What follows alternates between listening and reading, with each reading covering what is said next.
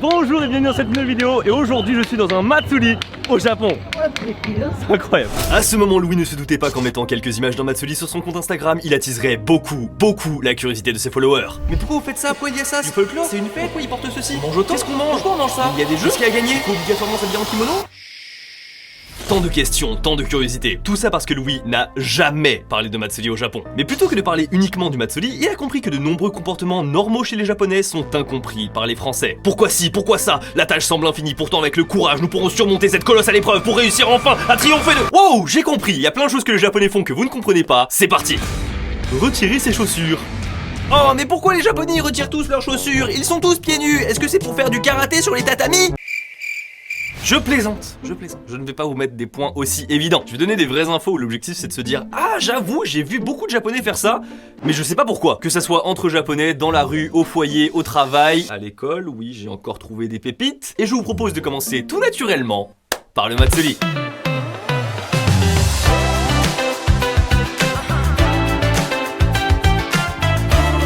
C'est la deuxième fois que je vais dans un Matsuri, mais c'est la première fois que je vais dans un Matsuri vraiment de quartier comme ça. Et c'est trop impressionnant, c'est trop agréable, vraiment. Tu vois qu'il y a tout le monde qui est sorti. C'est beaucoup pour les enfants, mais il y a de la danse, il y a des shops, tu peux gagner des trucs, ça ressemble à une sorte de fête foraine. Enfin, c'est très impressionnant à voir. Il y a tellement de monde. Ce que vous voyez derrière moi, ce sont littéralement des temples en fait, portatifs. Et il y a des versions où on les porte carrément sur les épaules, ça s'appelle des mikoshi. Et pour le coup, les mikoshi en fait, le but quand on les porte, c'est pas juste de le porter un peu tranquille et de l'avancer. Non, c'est de le secouer dans tous les sens. Et du coup, les Japonais qui les portent, ils s'explosent les épaules. C'est un truc de malade.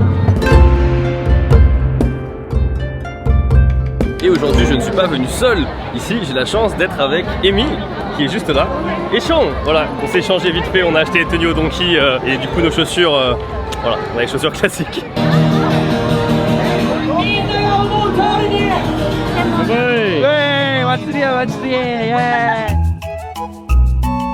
On a des takoyaki, c'est le truc vraiment classique dans les festivals, dans les Matsuri. Daijoubu? Oishii. Oishii.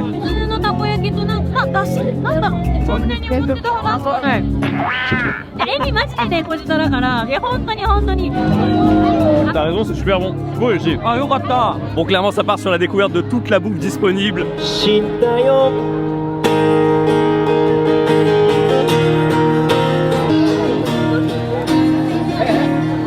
L'ambiance c'est trop stylé, c'est tellement agréable et forcément c'est en lien avec le nouveau DLC Pokémon. Plus que le Matsuri, il s'agit de la région de Septentria qui est inspirée de la campagne japonaise, avec une rizière, un petit village que je vous avoue sont très réussis. Même les maisons là avec le jardin typiquement japonais comme ça de la campagne japonaise, vraiment c'est exactement pareil dans la réalité. Pour ce qui est du Matsuri, il y a 3 choses indispensables. Les lanternes, ça ils ont pas lésiné, on en a des murs entiers, des stands de nourriture et là je suis très content parce que j'ai pu faire manger des yakisoba à mes Pokémon.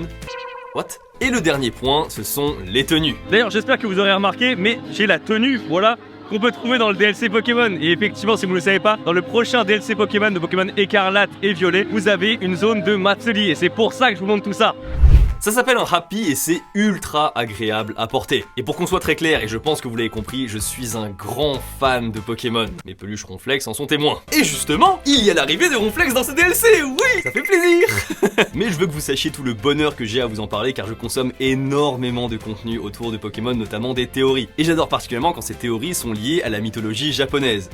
Et justement, c'est exactement le cas dans ce DLC où l'intrigue se passe autour de la fête des visages avec beaucoup de nouveaux Pokémon, notamment Felicanis, Fortusimia, Fabianos et Ogerpon. Ce dernier porte un masque et l'intrigue tourne autour de ce fameux masque, s'il n'y en a qu'un seul bien sûr. Et personnellement, j'aime beaucoup ces petites audaces dans le scénario qu'on a depuis la zone 0. Là, on a des situations où on est frustré, on se sent concerné, et pour y avoir joué, vraiment, j'étais dedans. J'avais le poing serré, j'avais bien envie de casser la gueule aux méchants. Avec ce DLC, il y a aussi le retour de beaucoup de Pokémon. Ronflex, bon ça vous l'avez compris, mais il y a aussi 200 autres Pokémon qui reviennent, dont notamment tous les starters de toutes les générations dans la partie 2. Personnellement, je crois en la suprématie des starters de la 3ème génération, mais ça c'est un avis personnel. Il y a également les formes Paradox qui font leur retour avec Raikou et Suicune Paradox, et Viridium et Cobaltium Paradox. Il y en a 2 qui sont beaucoup plus beaux que les autres, je dirais pas qui c'est. Vous avez déjà la première partie du DLC, le masque turquoise, qui est déjà sorti, et bien sûr vous avez un lien dans la description pour télécharger tout ça. Et pour nous, on va retourner faire la fête. Vraiment, je sais pas si les images retranscrivent bien l'ambiance qu'il y a ici, mais c'est tellement fabuleux. Et je trouve ça un peu triste qu'on n'ait pas ce genre d'équivalent en France avec des fêtes ou quoi. Là, c'est dinguerie. Et de me dire qu'il y a ça dans quasiment toutes les villes du Japon, mais c'est impressionnant.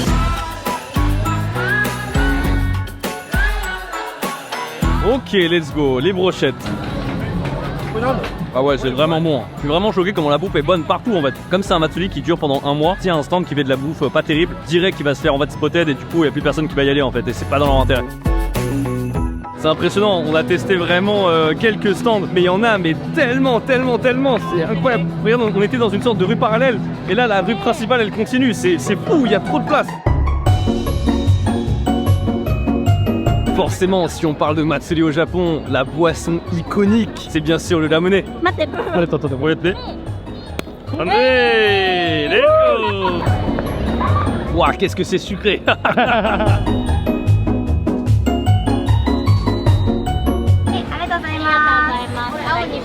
キリンにコアラがくっついてました。 Let's go. Ouais, j'aime bien, en vrai les nouilles elles sont bien épaisses et tout. C'est fou, je m'attendais à avoir de la nourriture un peu éclatée ici. Pas du tout. Genre je comprends pourquoi les Japonais ils adorent aller dans les Matsuri parce que en fait la nourriture elle est incroyable.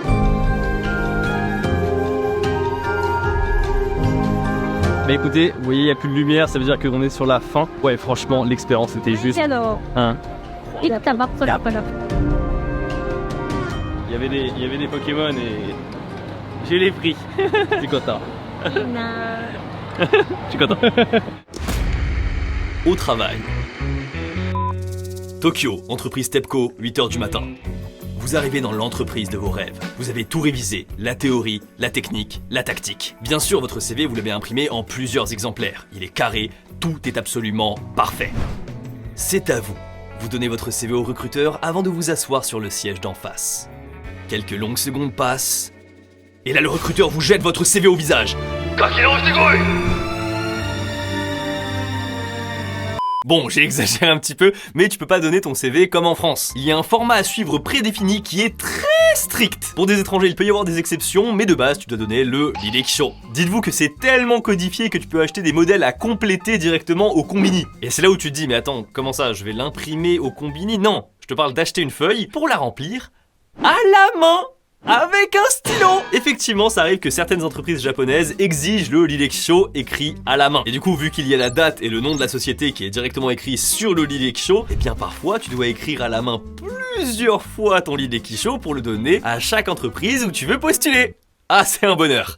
Il y a également le Shokumu Keireksho, qui est une version plus détaillée du Lileksho. Et enfin, le troisième document dont tu as besoin, le Resume, qui est pour le coup un CV équivalent à ce qu'on a en France. Je tire ça du blog Kimino Blue Travel, et je pense que ça peut sérieusement vous aider si vous cherchez un travail au Japon. Et pour moi, ce formatage, ça a des côtés positifs comme des côtés très négatifs. Certes, on se concentre sur l'essentiel quand tu as le document en main, mais ça bride la créativité de manière hardcore. Pour moi, la création d'un CV, c'est un exercice à part entière. En fonction de si tu postules à une banque ou dans une entreprise de design, bah tu vas pas donner le même CV. Forcément, le contenu va rester le même, mais la présentation doit différer. Dans la banque, tu dois garder quelque chose de très clair, très succinct, de très linéaire, alors que pour une entreprise de design, eh bien là, faut montrer toute ta créativité et tout ce que tu peux faire au niveau de Photoshop et tout et compagnie. Donc bon, sur ce point-là, je suis un petit peu mitigé sur la manière de faire du japonais, mais ça va pas s'arranger avec le prochain point.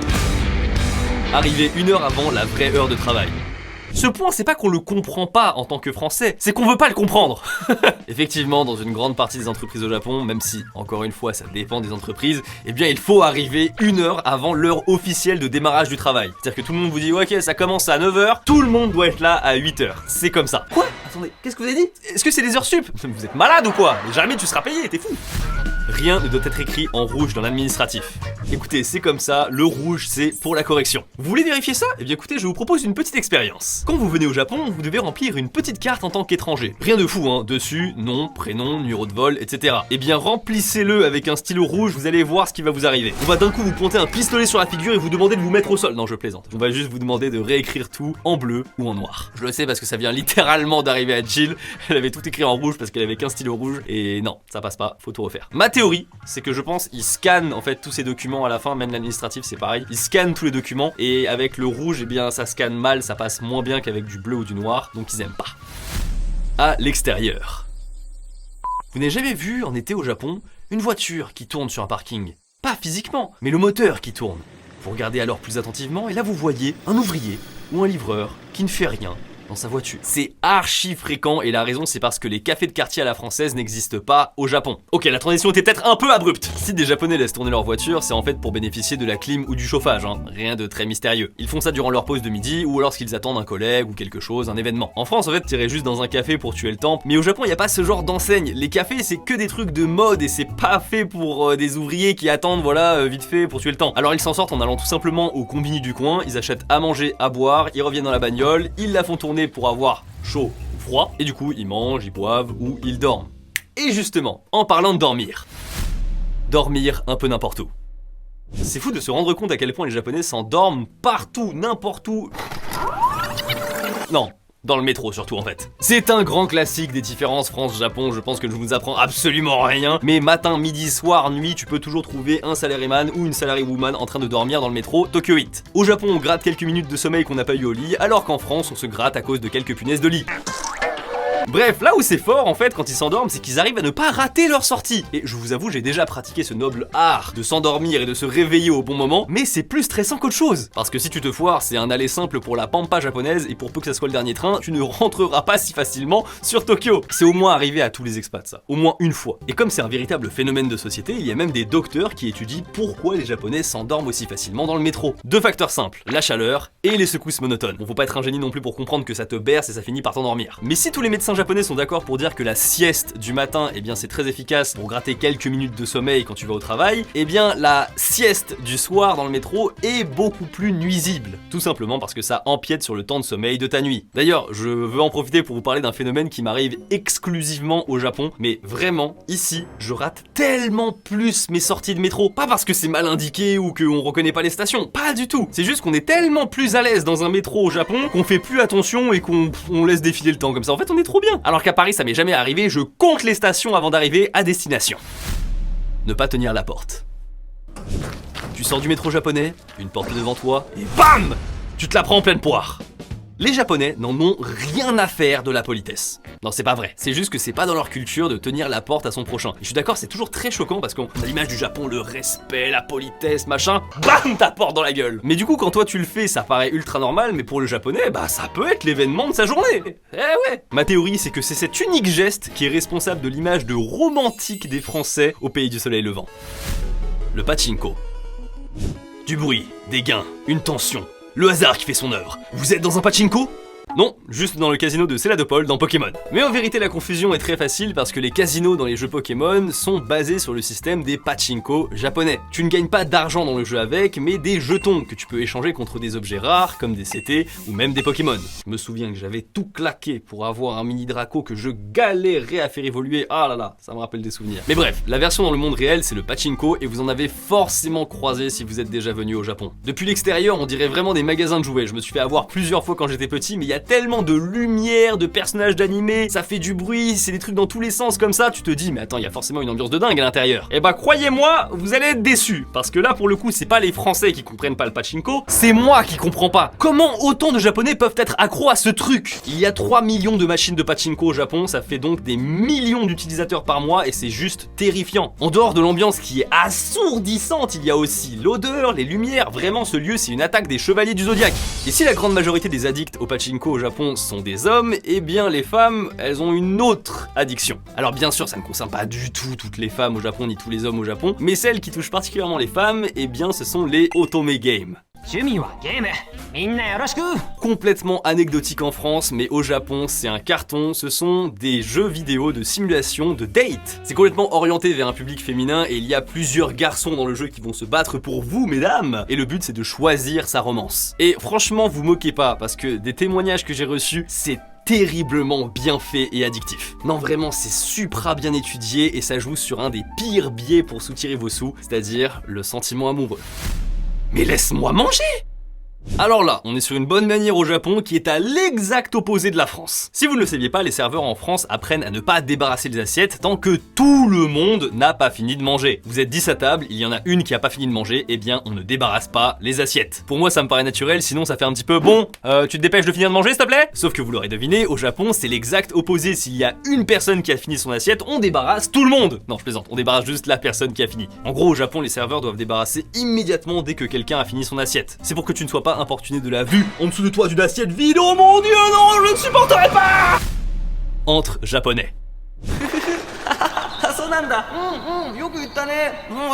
Cacher sa bouche. Vous l'avez vu partout, dans les films japonais, dans les animés, dans les mangas, c'est partout. Mais ça concerne surtout les femmes japonaises qui font ça lorsqu'elles rigolent ou lorsqu'elles sont gênées ou encore lorsqu'elles mangent. Et je répète, c'est vraiment un mouvement ultra quotidien et c'est fou que personne n'en parle plus que ça. Et si vous n'aimez pas que les japonaises cachent leur bouche avec leurs mains comme ceci, eh bien sachez que vous vous attaquez à une tradition japonaise âgé de 13 siècles. C'est un signe d'élégance et dans certains cas un signe de timidité. Et pour certaines femmes, c'est aussi un moyen de masquer des dents pas toujours très esthétiques. Et ce qui est intéressant, c'est que historiquement, c'est vraiment à ça que ça servait. J'ai lu qu'en fait, il y a certaines femmes qui avaient les ohaguro, donc les dents noires, qui étaient un symbole de beauté japonais à l'époque, eh bien elles étaient gênées et pas encore très à l'aise avec leurs dents noires, et donc elles cachaient leur bouche lorsqu'elles devaient montrer leurs dents. Et visiblement, écoutez, encore aujourd'hui, on continue à faire ce geste. Et aussi, on cache parfois sa bouche avec un masque quand on a la flemme de se maquiller. Ça, je sais que les filles le font, je le sais.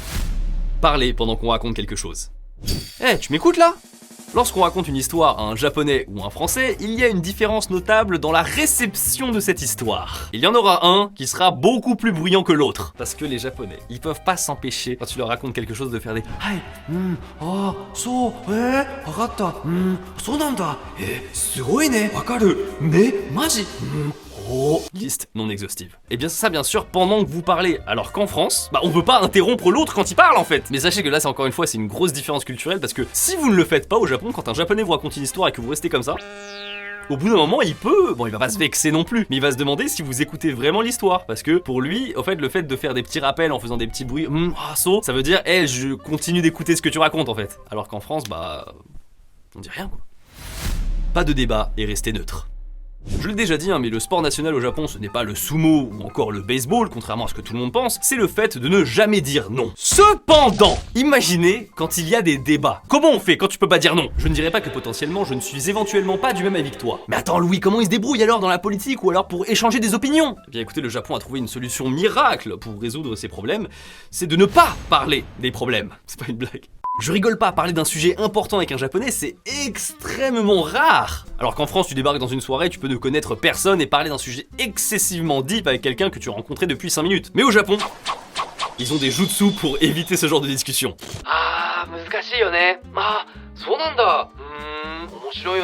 Voilà, c'est juste, il clôt le truc. Oui, oui, ok. En fait, c'est littéralement ok, et si on parlait d'autre chose? Aucune construction, aucun échange. La lissesse. En vrai, ce truc-là, c'est à tel point que pour moi, c'est un détecteur pour savoir si un japonais est devenu ton pote ou pas. Si tu peux parler avec lui d'un sujet deep, alors ça veut dire que c'est ton pote. Ou alors ça veut dire que ce n'est pas un japonais conventionnel, et dans ce cas aussi, ce sera ton pote. Ne pas accepter de compliments.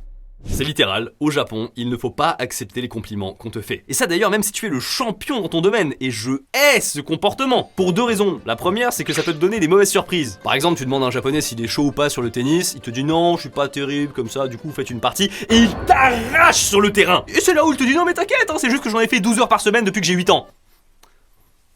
Et la seconde raison, c'est que pour moi, il n'y a rien de plus stylé que quelqu'un qui est fier de lui et de ce qu'il a accompli après tout le travail qu'il a fait. Enfin, je veux dire, quand c'est le meilleur dans son domaine, il faut qu'il le dise. T'imagines si on avait un Teddy Riner qui disait ouais, non, en fait, ça fait 10 ans que j'ai de la chance sur le tatami. Ah, mais ce serait insupportable, c'est horrible. D'ailleurs, je trouve que ce phénomène de dire qu'on est nul, qu'on n'est pas bon, machin, ça commence à arriver aussi en France et vraiment, j'aime pas. C'est comme ces youtubeurs qui font des millions de vues tous les 2 jours et qui vous disent non, mais vraiment, c'est parce que j'ai eu de la chance à un moment dans ma carrière et c'est pour ça que j'en suis là aujourd'hui. Ah, que des bêtises. Buzzer une fois, c'est de la chance. Buzzer pendant 10 ans chaque semaine, c'est du travail. Ça n'arrive pas comme ça, comme un cadeau du ciel, et justement, en parlant de cadeaux, la culture du omiyage. Alors un omiyage, c'est un cadeau qu'on va apporter tout simplement lorsqu'on va chez autrui ou alors quand on rentre de voyage. Ouais, j'ai toujours trouvé ça bizarre, c'est toi qui voyages mais tu vas rapporter un souvenir à quelqu'un qui n'a pas voyagé. Et ce qui va nous intéresser, c'est que dans l'art du omiyage, il y a tout un tas de petites règles. Il faut donner ou recevoir avec les deux mains. Ça c'est facile, on comprend, c'est une forme de respect. Il ne faut pas offrir de cadeau à une seule personne en présence d'un groupe. Logique, sinon ça peut vexer les autres en mode attends, pourquoi moi j'ai pas de cadeau? Il faut ouvrir le cadeau devant le groupe. Ok, pourquoi pas? Enfin, je veux dire, au moins ça montre, on assume quoi. Il faut refuser 3 fois le cadeau avant de l'accepter à la 4e tentative.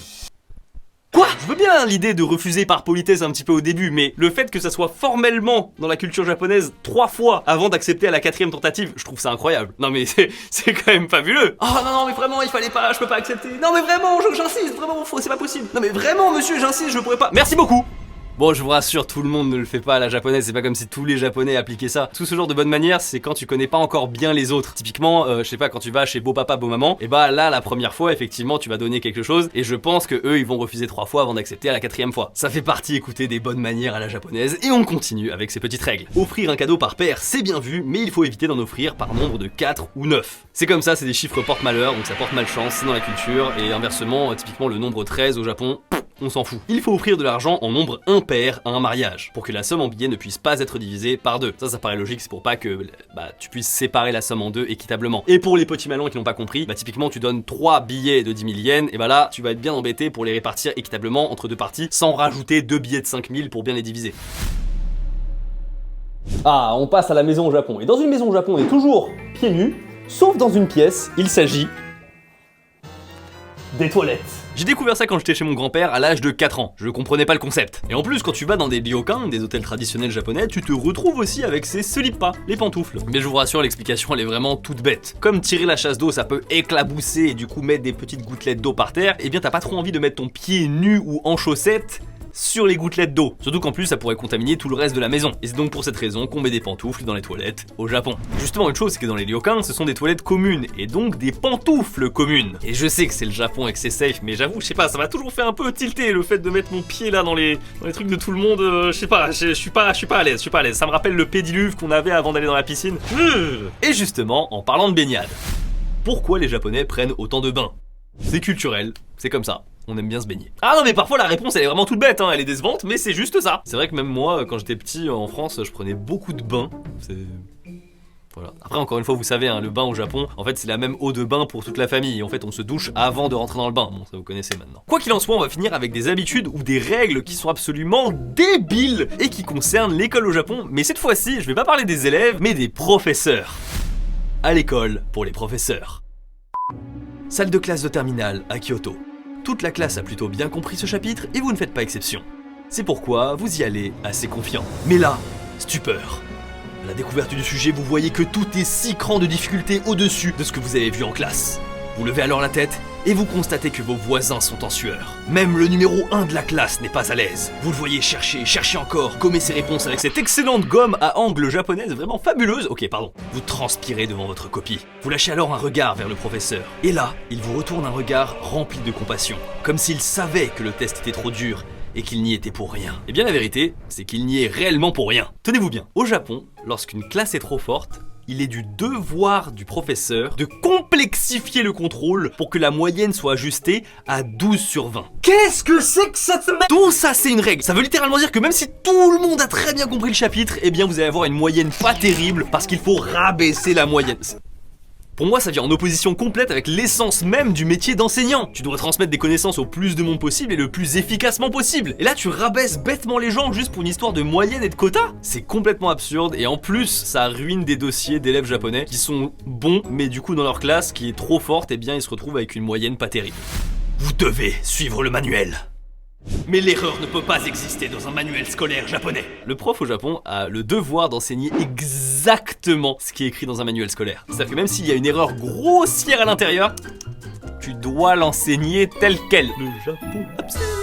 En fait, ça part d'une bonne intention, c'est pour éviter les dérives qu'il peut y avoir avec des professeurs qui veulent étudier à leur manière et qui veulent enseigner à leur manière. Mais il y a peut-être exagération. Je sais qu'on est au Japon et que forcément les manuels scolaires vont être énormément vérifiés, checkés, recheckés, mais je veux dire dans les manuels d'anglais par exemple, une erreur est si vite arrivée. Ouais, ça arrive qu'il y ait des grosses erreurs en anglais, c'est pour ça que je dis ça. Obligation pour le prof d'être chef d'un club. Bukasu, c'est le nom des ateliers qu'on a à l'école au Japon après les cours. Tu peux avoir de tout avec des sports, ça peut être la cuisine, manga, études, enfin tout ce que tu veux. Et la très grande majorité des élèves sont dans des clubs, mais ce que je ne savais pas, c'est qu'il y a obligation pour tous les enseignants d'être responsables d'un club. Donc au début tu te dis ok, pourquoi pas, mais le souci c'est que parfois les professeurs se retrouvent responsables d'un club qu'ils doivent animer alors qu'ils n'y connaissent rien. On va reprendre l'exemple du tennis, mais typiquement on peut avoir un responsable du club de tennis qui ne sait pas tenir une raquette. Oui, c'est possible. Je fais un petit shout-out à Sora the Troll, qui est un youtubeur japonais mais qui fait du contenu en anglais, qui justement a donné ses 3 derniers points, et franchement allez voir ce qu'il fait, c'est vraiment très sympa. Merci à lui. Et bien écoutez, sur ce, merci beaucoup à vous d'avoir regardé cette vidéo, merci aussi à Nintendo d'avoir sponsorisé cette vidéo, vraiment ça me fait trop plaisir de dire cette phrase. N'oubliez pas le DLC Pokémon avec le lien dans la description, et aussi à lâcher un pouce bleu si la vidéo vous a plu, et à vous abonner. Moi je vous dis à la prochaine, tchuss. Ah oui, la prochaine vidéo c'est les Japonais qui dégustent des plats français de chaque région de France.